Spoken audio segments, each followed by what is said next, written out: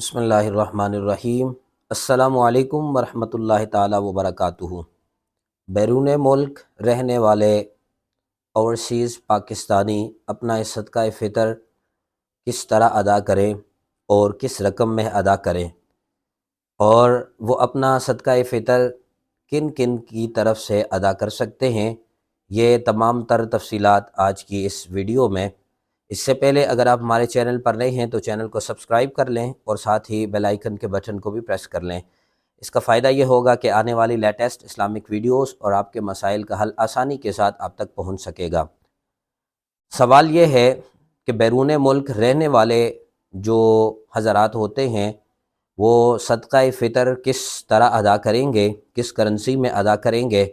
آیا وہ پاکستان کا حساب کریں گے یا بیرون ملک جس ملک میں ان کا سٹے ہے اس کے حساب سے وہ صدقہ فطر ادا کریں گے؟ صدقہ فطر کے حوالے سے سب سے پہلے یہ بات ہے کہ یہ غنی پر لازم اور ضروری ہے۔ اب رہی بات یہ کہ صدقہ فطر کس کی طرف سے ادا کیا جا سکتا ہے، تو صدقہ فطر جو والد پر لازم ہوتا ہے وہ والد کا اپنی طرف سے اور اپنی نابالغ اولاد کی طرف سے صدقہ فطر ادا کرنا لازم اور ضروری ہوتا ہے۔ رہی اس کی بالغ اولاد اور بیوی، تو اس کے حوالے سے حکم یہ ہے کہ یہ صدقہ فطر اپنا خود ادا کریں گے۔ لیکن اکثر اوقات ایسا ہوتا ہے کہ جو اوورسیز پاکستانی ہوتے ہیں انہیں ہمیشہ کنفیوژن رہتی ہے، پریشانی رہتی ہے کہ صدقہ فطر ہم پاکستان کی کرنسی کے اعتبار سے ادا کریں گے یا صدقہ فطر ہم جس کنٹری میں موجود ہیں اس کے حوالے سے ہم ادا کریں گے۔ یہ اکثر اوقات ان کو پریشانی اور مسائل رہتے ہیں۔ آج یہاں آپ کو وضاحت کی جا رہی ہے کہ صدقہ فطر انہوں نے کس طرح ادا کرنا ہے۔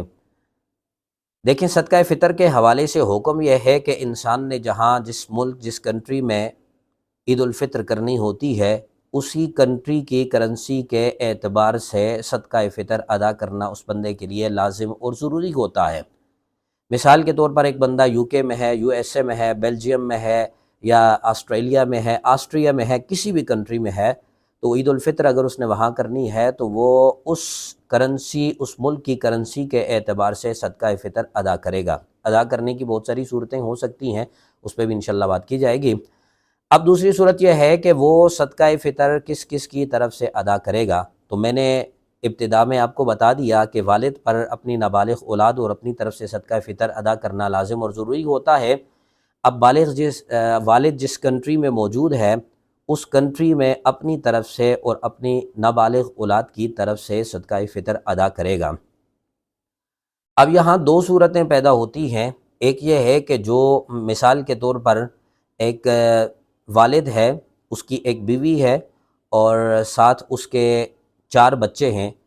ایک بچے کی عمر 15 سال ہے، ایک کی 18 سال ہے، ایک کی 8 سال ہے اور ایک کی 5 سال ہے، مثال کے طور پر۔ اب ان کا صدقہ فطر ادا کرنے کی کیا صورت ہوگی؟ کیونکہ یہاں مختلف صورتیں بنتی ہیں تو اس مثال میں بھی 2 صورتیں بن سکتی ہیں۔ ایک یہ ہے کہ اس کی نابالغ اولاد کی طرف سے صدقہ فطر ادا کرنا، ایک یہ ہے کہ اس کے بالغ اولاد اور اس کی بیوی کی طرف سے صدقہ فطر ادا کرنا۔ یہ دونوں صورتیں بالکل مختلف ہیں۔ جو نابالغ اولاد ہے اس کی طرف سے صدقہ فطر ادا کرنا اس والد پر لازم اور ضروری ہوگا۔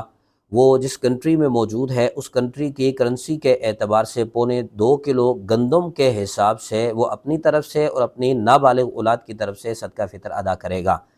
رہی بات وہ بچے کہ جو 15 سال کے ہیں یا 18 سال کے ہیں یا جو بالغ ہیں اور اس کی جو بیوی ہے اس کے حوالے سے کیا حکم ہوگا، تو وہ پاکستانی کرنسی کے اعتبار سے ہی صدقہ فطر ادا کریں گے۔ اب اکثر اوقات ایسا ہوتا ہے کہ صدقہ فطر گھر کا ایک سربراہ ادا کر دیتا ہے جو سب کی طرف سے ادا سمجھا جاتا ہے، تو اس صورت میں بھی حکم یہی ہوگا کہ جو بیرون ملک مقیم بندہ ہے جس کی اولاد پاکستان میں موجود ہے، بیوی بچے بھی پاکستان میں موجود ہیں، تو وہ اپنی طرف سے اور اپنی نابالغ اولاد کی طرف سے تو اسی کرنسی کے مطابق صدقہ فطر ادا کرے گا۔ لیکن جو پاکستان میں مقیم ان کے بالغ بچے ہیں یا اس کی بیوی ہے، بیوی کا جو صدقہ فطر ہے وہ شوہر پر لازم اور ضروری نہیں ہوتا ہے، اسی طرح جو بالغ اولاد ہے اس کا بھی لازم اور ضروری نہیں ہوتا ہے، لیکن اگر وہ ادا کرنا چاہتا ہے تو وہ پاکستانی کرنسی کے اعتبار سے ہی ادا کرے گا۔